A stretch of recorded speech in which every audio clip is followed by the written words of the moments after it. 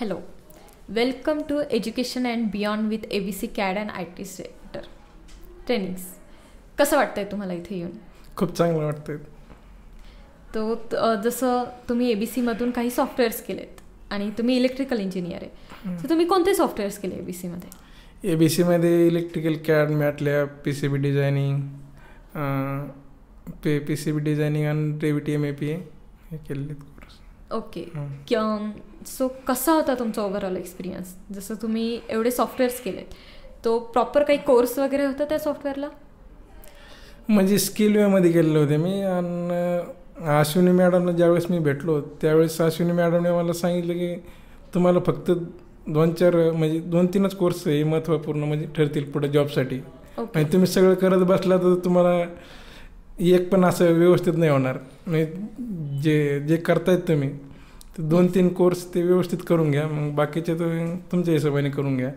मग 2-3 electrical CAD आणि PCB आपलं PLC SCADA हे 2 महत्त्वपूर्ण, हे थोडे चांगले केलेले आहेत मी कोर्स. ओके.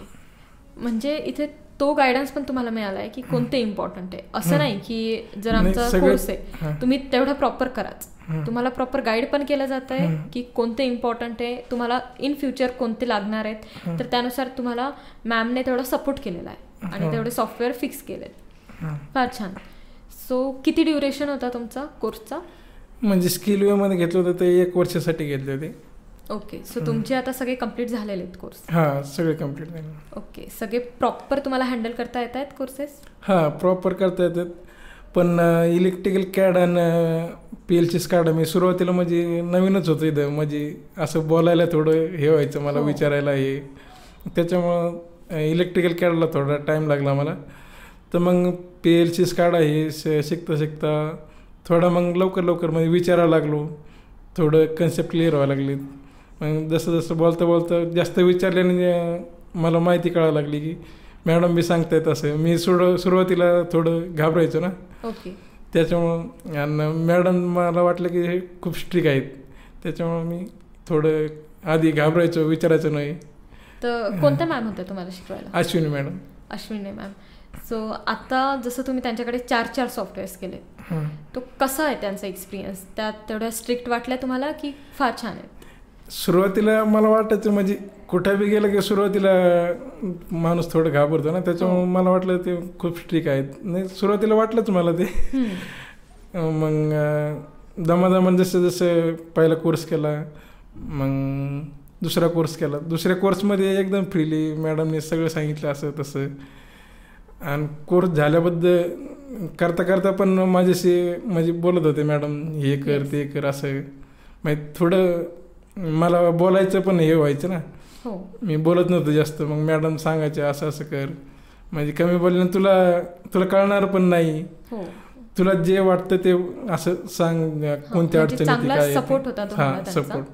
येस. सो जसं तुमचे सॉफ्टवेअर कम्प्लीट केले तर तुम्ही सांगितलं की तुम्ही जॉब करताय. सो लगेच जॉब लागला होता तुम्हाला? जॉब म्हणजे लगेच नाही लागला. म्हणजे मी सुरुवातीला इलेक्ट्रिकल कॅड आणि PLC SCADA केला आणि मॅटलॅब कोर्स चालू होता माझा. PCB डिझायनिंग आणि मॅटलॅब सोबत करत होतो मी. मग मी बरेच कंपन्याचे फॉर्म फिलअप केलेत. चाटे सरांना भेटलो होतो मी एक वेळेस. अविनाश चाटे सरांना? हां. माझे वडील पण आले होते. अच्छा. हां. मग अश्विनी मॅडमला बोलले म्हणे जॉबचं काय आहे काय नाही. ओके. मग प्रतीक्षा मॅडमला पण बोललो असं तसं. ओके. तर माझे वडील आले होते. मग अश्विनी मॅडम म्हणे खरंच तुला जास्त हे गरज आहे तू जॉबची, तू जास्त काळजी घे, हे घे ते घे, थोडं लक्ष दे याच्याकडं. तर तुम्हाला जॉब ABC थ्रूच लागलेला आहे? ABC training through? हां, ABC ट्रेनिंग थ्रूच लागला. मी आधी 2-3 फॉर्म भरलेत. इथं कंपनीचं नाव नाही आठवत, अजून एक कंपनी आली होती. त्यासाठी पण गेलतो मी, पण तिथं नाही झालं. मग डबल एक फॉर्म भरला मी. 5-6 फॉर्म भरलेत. त्याच्यातून एक हा MNX कंपनीचा त्यांनी सिलेक्ट केला. मग मी कॉलेजमध्येच होतो त्यावेळेस त्यांचा कॉल आला मी आधी उचलला नाही त्यांचा कॉल. कॉलेजमध्ये लेक्चरमध्ये असताना मग नंतर बाहेर येऊन कॉल केला त्यांना. मग त्यांनी फोनवरच इंटरव्ह्यू वगैरे ते फोनवरच झालं माझं. अच्छा. आणि मग फोनवर झाल्यानंतर डायरेक्ट त्यांनी विचारलं किती घेशील पैसे, म्हणजे सॅलरी किती एक्सेप्टेशन आहे तुमचं. तर सांगितलं, म्हणलं मी आधी याच्यात टाटा केमिस्टमध्ये जॉबला होतं डिप्लोमा झाल्यानंतर. त्यांनी विचारलं की तुम्हाला आधी किती पेमेंट पडत होतं. मग त्यांना सांगितलं की मला 17 पडत होतं म्हणून.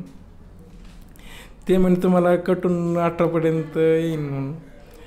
मग त्यांना सांगितलं की म्हणलं थोडं आता डिग्री चालू आहे म्हणलं असं तसं. मग तरी म्हणले 22पर्यंत भेटेल म्हणले ते.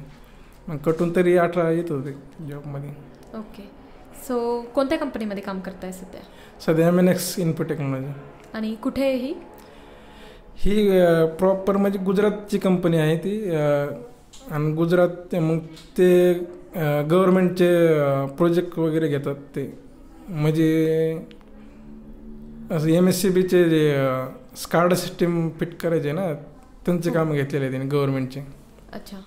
आणि जसं तुम्ही सांगितलं की त्यांनी तुम्हाला सॅलरी एक्सपेक्टेशन विचारली, पण जेव्हा तुम्ही जॉब करायचा विचार केला तर तुम्हाला काय वाटत होतं की सॅलरी की एक्सपिरियन्स महत्त्वाचा आहे?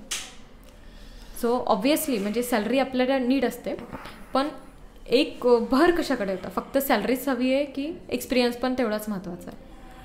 नाही, म्हणजे दोन्ही पण पाहिजेत. म्हणजे सॅलरी पाहिजे, म्हणजे आता घरची परिस्थिती थोडी नाजूक होती, त्याच्यामुळं घरच्यांना वाटत होतं की जॉब मिळाला पाहिजे. पण मला बी वाटत होतं एक्सपिरियन्स भेटला तर पुढं बी फायद्याचं येईल, शिकायला बी भेटेन.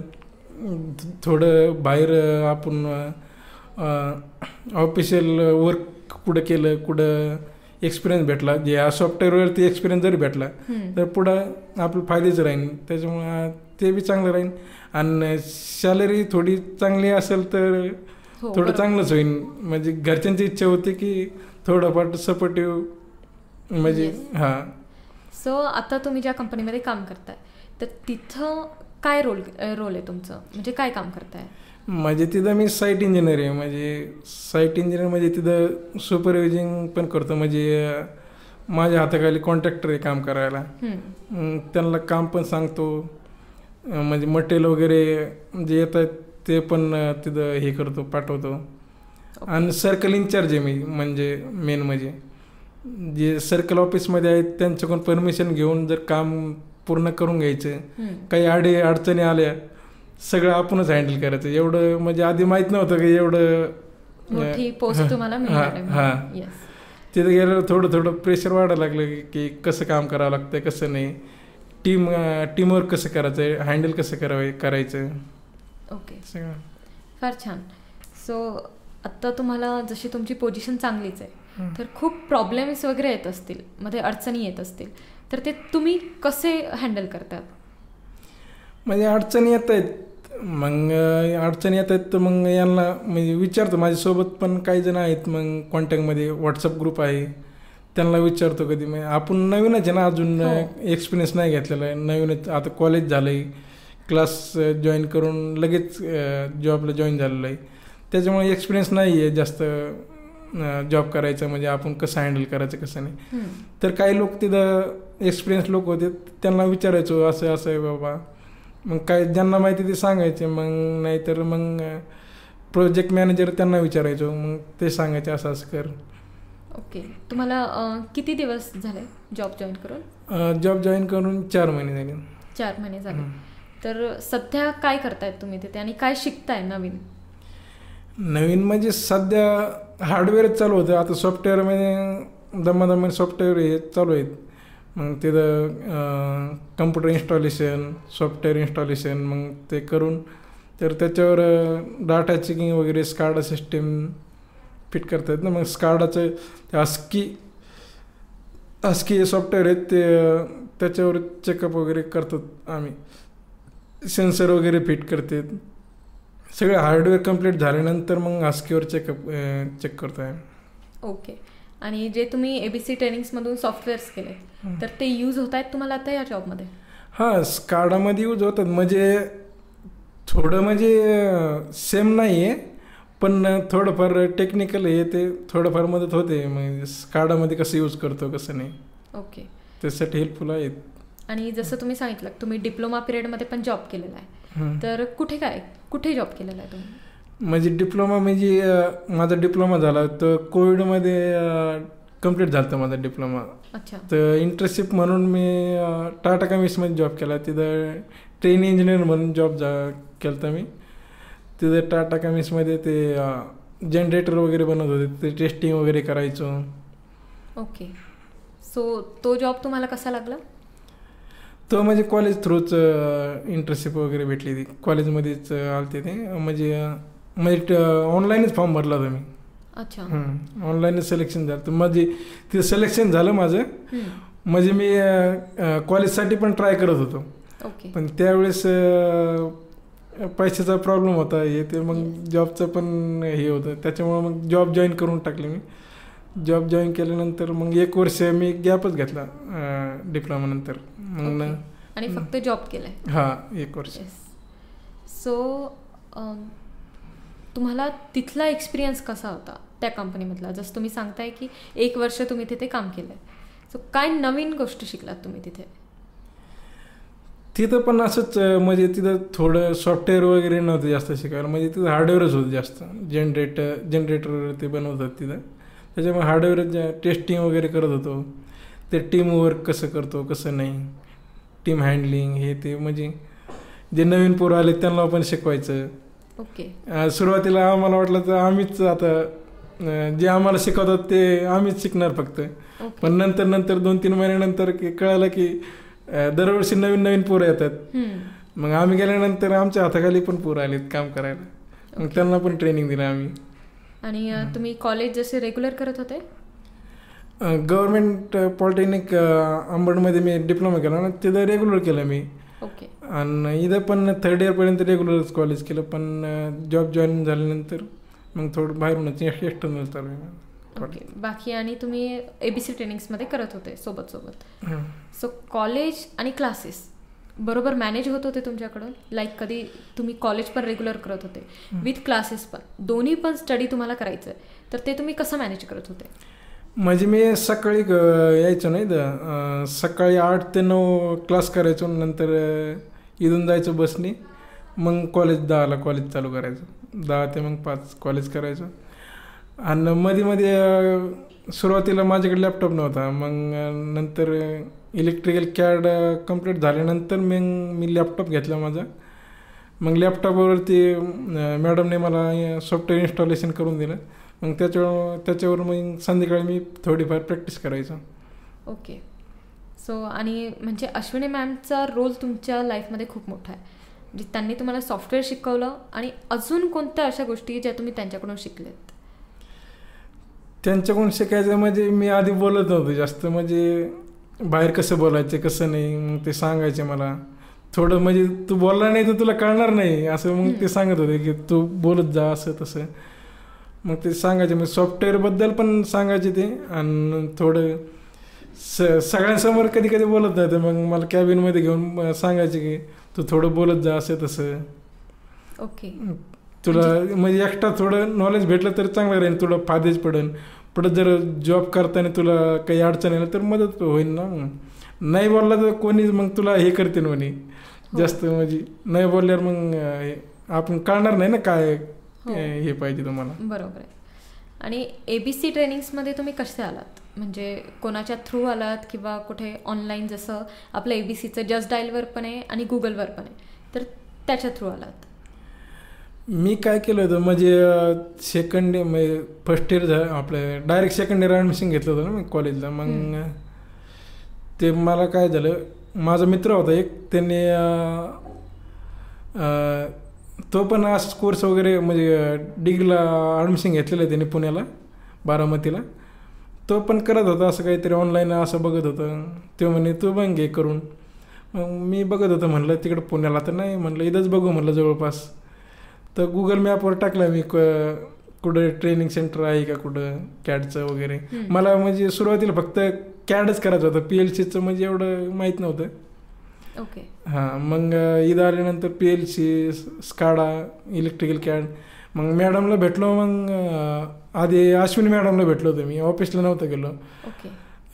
उस्मानपुऱ्यात ते ऑफिस होतं ना आधी, जुनं ऑफिस, मग तिथे गेलो. उस्मानपुऱ्यात मेन ऑफिस आहे संभाजीनगरमध्ये. हां, ते मेन ऑफिस आहे. आणि टी पॉईंट आपलं गोपाल टी पाशी आपलं जुनं ऑफिस होतं ना. हां, तिथं गेलो मी आधी. मेन ऑफिस माहीतच नव्हतं मला. मी डायरेक्ट सगळ्यात पहिल्यांदा अश्विनी मॅडमला भेटलो होतो. मग त्यांनी सांगितलं मला असं असं आहे. मग थोडा विचार केला मी, घरी विचारलं असं असं कोर्स आहे करायचा.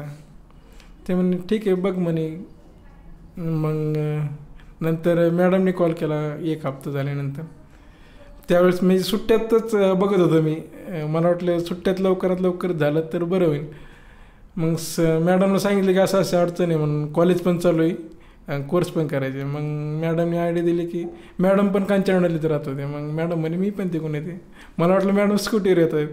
ओके. हां, म्हणजे अपडाऊन कसं करायचं मग कळत नव्हतं. मग मॅडम म्हणे सकाळी कंपनीचे बस वगैरे येतात म्हणून. मग तिकडून मग सकाळी मी पण यायचो, मॅडम आम्ही सोबत यायचो. कधी कधी कधी कधी मी लवकर यायचो, कधी कधी मॅडम. हां. अँड आता शेवट हा विचारते की तुम्ही आपल्या ऑडियन्सला काय सांगणार की कशी त्यांनी त्यांची फील्ड चूज करायला पाहिजे. जसं तुम्ही इलेक्ट्रिकल इंजिनिअरिंगमध्ये आले तर काय विचार होता तुमचा येण्या अगोदर? म्हणजे कोणत्याही मुलाने म्हणजे डायरेक्ट 10वी नंतर नाही, नियमाने 10वी नंतर डिप्लोमा करायलाच पाहिजे. ओके. डिप्लोमा केला तर म्हणजे नॉलेज थोडं भेटतं जास्त. हो, बेसिक नॉलेज. बेसिक नॉलेज भेटते. काही जण काय करतात 12वी करतात डायरेक्ट डिग्रीला ॲडमिशन घेतात. आता माझ्यासोबत आहेत बरेच जण, पण त्यांना एवढं नॉलेज नाही प्रॉपर. मग ते 2 वर्ष 12वी करून त्यांचा फायदा नाही होत ना. त्यापैकी त्यांनी डिप्लोमा करायला पाहिजे, मग नंतर डिग्रीला ॲडमिशन घ्यायला पाहिजे. मेन म्हणजे डिप्लोमाच असतो, म्हणजे नॉलेज पण भेटतं प्रॉपर. आणि डिग्रीला गेल्यानंतर पोरं थोडं जास्तच फ्री होतात, जास्त लक्ष देत नाहीत अभ्यासावर एवढं जास्त. अच्छा, म्हणजे डिप्लोमामध्ये जर एकदा बेस क्लिअर झालाय तर तो खूप फायद्याचा आहे. हां, तो फायदा. तो म्हणजे मेन म्हणजे काय होतं माहिती आहे का, 10वी नंतर आपण जर कॉलेज जॉईन करतोय, 10वीला भीती असते. आपण 10वीला पेपर देतोय ना, 10वीला भीती असते की आपण पास कसं होऊ कसं नाही. हां, आपण पेपरला जातो, आपण जास्त प्रेशर घेतो. मग त्याच्यानंतर आपण 10वी जर चांगल्या मार्काने पास झालो तर आपण पुढं विचार करतो, काय ना गायडन्स भेटत नाही. मग ते गायडन्स नाही भेटल्यामुळं काही काही चुकीचे रस्त्याने जातात. मग त्याच्यामुळं मेन म्हणजे चुकीच्या म्हणजे कोणाकोणाची फील्ड राहते, कोणाकोणाला चांगलं मार्गदर्शन भेटत नाही. आता खेडेगावात म्हणजे सांगत नाही कोणी. पहिल्याने आमच्या वेळेस तर कोणी सांगत बी नव्हतं ना. आम्ही छोट्या गावातून येतो ना, त्याच्यामुळे आमच्या गावातून पण एवढे कोणी शिकत नव्हते. आमच्या गावातून म्हणजे एकच जण पॉलिटेक्निकल कॉलेजला होता. मग सुरुवातीला म्हणजे माझा भाऊच म्हणला होता की आमच्या शाळेत गव्हर्नमेंट पॉलिटेक्निक आंबडचे शिक्षक लोक आले ते. त्यावेळेस त्यांनी सांगितलं होतं की डिप्लोमा करा हे ते. मग माझ्या भावालाच घ्यायचं होतं, पण आमच्या शाळेतले शिक्षक लोकांनी सांगितलं की इंग्लिश लागते त्याला असं तसं. मग माझा भाऊ थोडं घाबरला, म्हणे इंग्लिश एवढी परफेक्ट नाही आपली असं तसं. मग त्यांनी नाही घेतलं. मग त्याच्यानंतर आमच्या गावातला एक मुलगा होता, त्यांनी घेतलं त्या कॉलेजला. मग त्यांनी सिव्हिल घेतलं होतं. मग तो चांगल्या मार्काने पास होत होता. मग मला बी वाटलं, मला आधी काय वाटलं रोबोटिकमध्ये जावं असं वाटलं होतं मला सुरुवातीला. पण नंतर काय तिथं गेलो, मग तिथं ॲडमिशन कमी होते. याला इलेक्ट्रॉनिक्सला घेतलं ॲडमिशन, ते रोबोटिक नव्हतं. तिथं इलेक्ट्रॉनिक्सला ॲडमिशन घेतलं होतं मी. नंतर असं वाटलं की तिथं ॲडमिशन खूप कमी आहे, पुढं काही आहे का नाही. मग त्याच्यानंतर मग ब्रँच चेंज केली, मी इलेक्ट्रिकल घेतलं. मग इलेक्ट्रिकल नंतर माहीत झालं की असं असं गव्हर्नमेंट जॉब पण भेटतात असं तसं. सुरुवातीला त्या हिशोबाने घेतलं होतं मी इलेक्ट्रिकल गव्हर्नमेंट जॉबसाठी. हां.